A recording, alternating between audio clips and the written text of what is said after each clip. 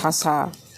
এই দেখুন, দেখছেন, তাও এখনও গরম আছে। দেখুন বাইরেটা একদম মুচমুচে, কিন্তু দেখতে হয়েছে। দেখুন মানে এই আকৃতিগুলো দেখলেই না বাচ্চাদের মানে খেতে ইচ্ছে করবে। এই দেখুন কীরকম লাগছে দেখতে। এরপর ভেঙে আপনাদেরকে দেখাচ্ছি ভেতরটা কীরকম হয়েছে। এই দেখুন একদম পুরে ঠাসা, দেখছেন? এই দেখুন বাইরেটা বেশ মুচমুচেও হয়েছে আর ভেতরটা কত সুন্দর পুরে ঠাসা। দেখুন। নমস্কার বন্ধুরা, জঙ্গলমহল ভিলেজ ফুডে আপনাদের সকলকে স্বাগত। বড়দের প্রণাম এবং ছোটদের ভালোবাসা জানাই। আশা করি সবাই ভালো আছেন। আজকে আমি আবার চলে এসেছি একটা টিফিনের রেসিপি নিয়ে। তো একঘেয়েমি রুটি, লুচি, পরোটা খেয়ে খেয়ে যদি বোর হয়ে থাকেন, তা আজকের এই টিফিনটা আপনারা বানিয়ে নিতে পারেন। একটা অন্য ধরনের, সম্পূর্ণ অন্য ধরনের একটা টিফিনের রেসিপি আমি আপনাদের সঙ্গে শেয়ার করব। এবং এটা যে টিফিনের যে স্টাফিংটা, যে পুরটা আমরা ব্যবহার করছি, সেটা সম্পূর্ণ ভিন্ন রকমের। তা দেখবেন অনেকেই আছে যারা আলু খাওয়া চলে না বা আলু পছন্দ করেন না। তা আমি সেই আলুর স্টাফিং কিন্তু ব্যবহার করব না। তা আমি একটা অন্য ধরনের স্টাফিং ব্যবহার করব। প্লিজ আপনারা প্রথম থেকে শেষ পর্যন্ত ভিডিওটা দেখুন।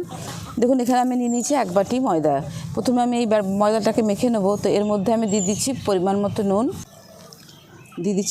মতো নুন, সামান্য একটু কালো জিরে, 2 চামচের মতো সাদা তেল। প্রথমে শুকনো অবস্থায় ময়দাটাকে ভালো করে মিশিয়ে নিচ্ছি।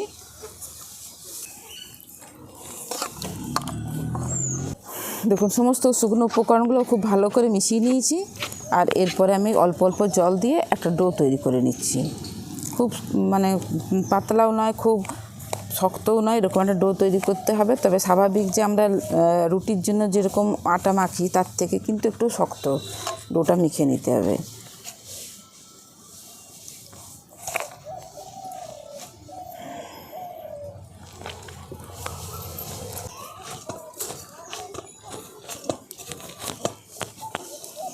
এই দেখুন খুব শক্তও নয়, খুব নরমও নয়, তবে রুটির থেকে একটু শক্ত করে আমি আটাটা মেখে নিয়েছি। এরপর এটাকে আমি রেস্টে রেখে দিচ্ছি।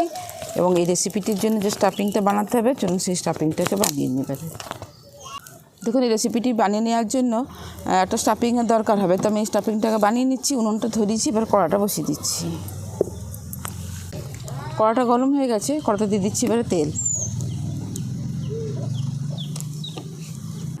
দেখুন তেলটা গরম হয়ে গেছে, আর ফোড়নে দিয়ে দিচ্ছি গোটা জিরে। জিরেটা একটু ভাজা ভাজা হয়ে গেছে। এবার আমি দিয়ে দিচ্ছি এখানে কেটে রাখা পেঁয়াজ।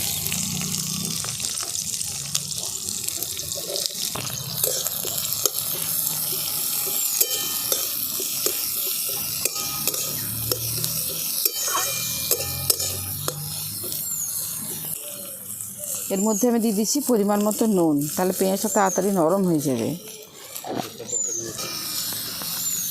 দেখুন পেঁয়াজটা হালকা করে ভেজে নিয়েছি। এরপর আমি দিয়ে দিচ্ছি কেটে রাখা টমেটো।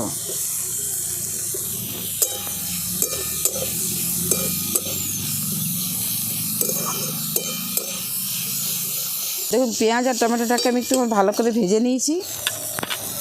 এরপরে মাঝখানটা আমি একটুখানি ফাঁকা করে নিচ্ছি। দেখুন একটা ডিম নিয়েছি, ডিমটাকে ফাটিয়ে আমি এর মধ্যে দিয়ে দেবো। আমি এখানে একটা নিয়েছি, আপনারা যেরকম পরিমাপে বানাবেন সেইভাবে দিয়ে দেবেন।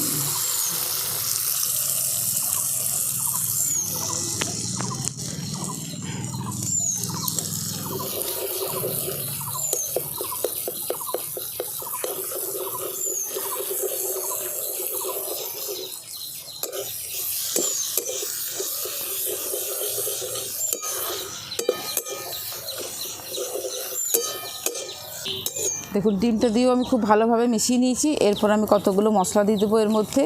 প্রথমে দিয়ে দিচ্ছি গোলমরিচের গুঁড়ো, দিয়ে দিচ্ছি চাট মশলা,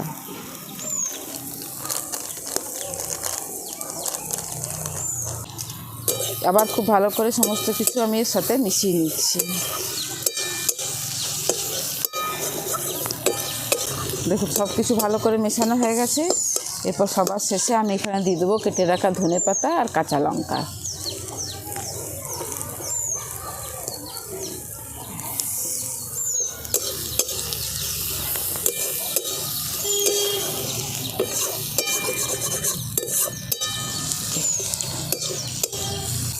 দেখুন পুরটা আমাদের একদম রেডি হয়ে গেছে।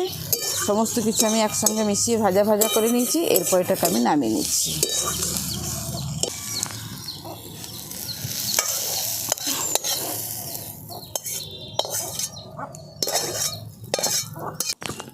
দেখুন পুরটা আমাদের রেডি হয়ে গেছে। এরপর আমি যে আটাটা মেখে রেখেছিলাম এটাকে হাত দিয়ে আর একটুখানি ভালো করে মেখে নিচ্ছি। এরপর এখান থেকে আমি লেচি করে নিচ্ছি। দেখুন আমি এরকম সাইজের লেচিগুলোকে বানিয়ে নিচ্ছি।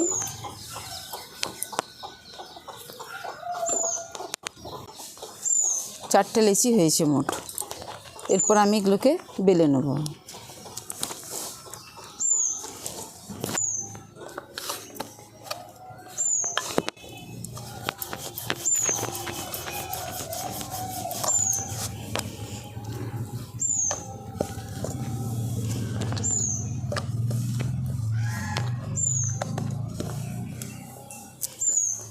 এটা আমি গোল করে বেলবো না, চৌকো করে বেলে নেব।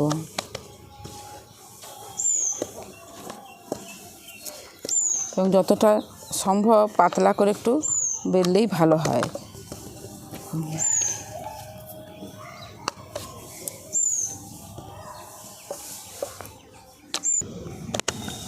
এরপরে ছুরি দিয়ে আমি মাঝখানটাকে কেটে নিচ্ছি।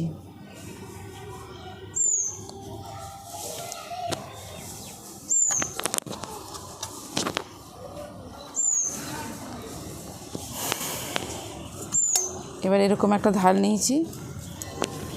এই যে পুরটা বানিয়ে রেখেছি, পুরটা আমি এইভাবে দিয়ে দেবো।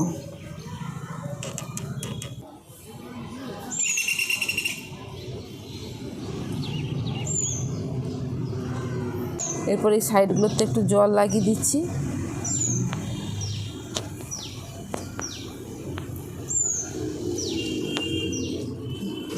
এরপর এটাকে ধরে আমি এইভাবে একটু মুড়ে দেবো এইভাবে।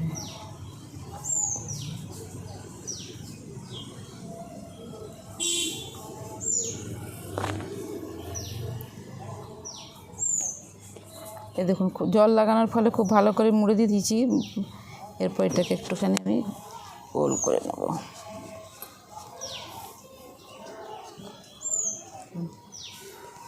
এরপর এই দিকটা ধরে এইভাবে আমি প্যাঁচ দিয়ে দেবো।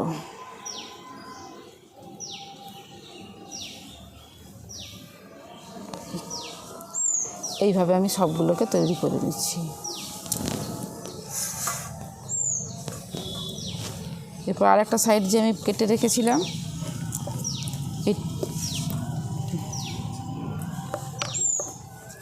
এটার মধ্যেও আমি পুর দিয়ে দিচ্ছি। প্রথমে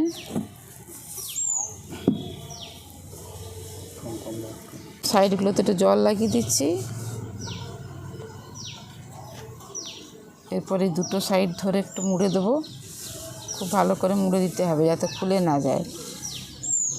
আর একটু জল লাগিয়ে দেওয়ার কারণে বেশ ভালো মুড়েও যাবে এটা।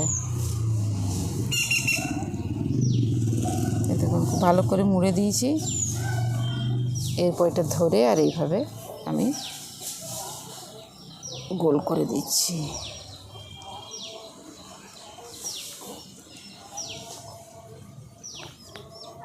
এই দেখুন এইভাবে আমি সমস্ত নাস্তাগুলোকে টিফিনগুলোকে রেডি করে নিচ্ছি। দেখুন সমস্ত টিফিনগুলোকে আমি বানিয়ে নিয়েছি। আর দেখুন কত সুন্দর দেখতে লাগছে। দেখুন একঘেয়েমি রুটি লুচি পরোটা খেতে মন না করলে আপনারা এই ধরনের টিফিন বানিয়ে কিন্তু খেতে পারেন। আর স্টাফিংটাও যেহেতু আলাদা, খেতেও কিন্তু খুব সুস্বাদু হয়। তো চলুন এবার এগুলোকে আমি ভেজে নিচ্ছি। দেখুন উনুনটা ধরিয়ে কড়াটা বসিয়ে দিয়েছি। কড়াতে সাদা তেল দিয়ে দিয়েছি। তেলটা গরম হয়ে গেছে। এরপর আমি একটা একটা করে টিফিনগুলোকে ভেজে নেব।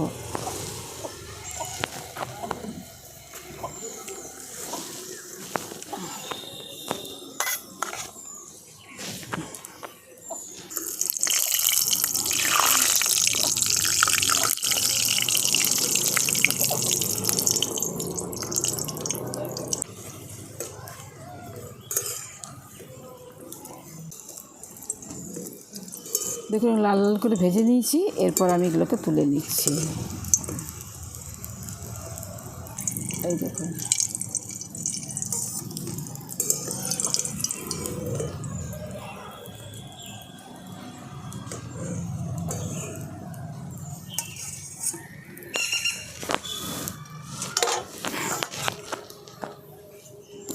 বাকিগুলোকেও আমি ওই রকম একই রকমভাবে ভেজে নিচ্ছি।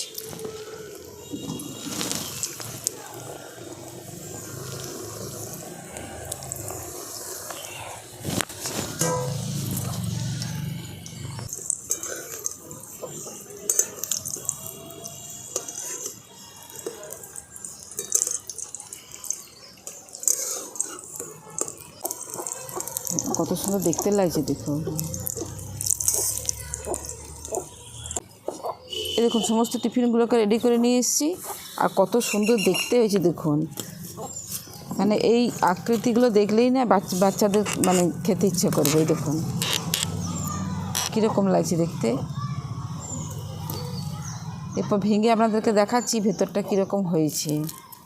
এই দেখুন একদম পুরে ঠাসা হচ্ছে। এই দেখুন বাইরেটা বেশ মুচমুচেও হয়েছে, আর ভেতরটা কত সুন্দর পুরে ঠাসা দেখুন। দেখুন আজকের রেসিপি কীরকম লাগলো অবশ্যই কমেন্টে জানাবেন। আর একদম বাইরেটা দেখুন মুচমুচ করছে, দেখুন আওয়াজটা শুনেই বুঝতে পারছেন বাইরেটা একদম মুচমুচে আর ভেতরটা একদম পুরো ঠাসা। এই দেখুন দেখছেন, তাও এখনও গরম আছে। দেখুন বাইরেটা একদম মুচমুচে। তো আজকের রেসিপি আপনাদের কীরকম লাগলো অবশ্যই কমেন্টে জানাবেন। বাড়িতে এইভাবে বানিয়ে খেয়ে দেখবেন। ভালো লাগলে জঙ্গলমহল ভিলেজ ফুড চ্যানেলটিকে লাইক কমেন্ট শেয়ার করবেন এবং প্লিজ সাবস্ক্রাইব করে দেবেন। আর যারা ফেসবুক থেকে দেখছেন তারা প্লিজ পেজটিকে ফলো করে আমার সঙ্গে থাকবেন। প্রত্যেকেই ভালো থাকবেন, সুস্থ থাকবেন, সাবধানে থাকবেন। আজকের ভিডিওটা আমি এখানেই শেষ করছি। আবার আপনাদের সঙ্গে দেখা হবে পরবর্তী আরেকটি ভিডিওতে।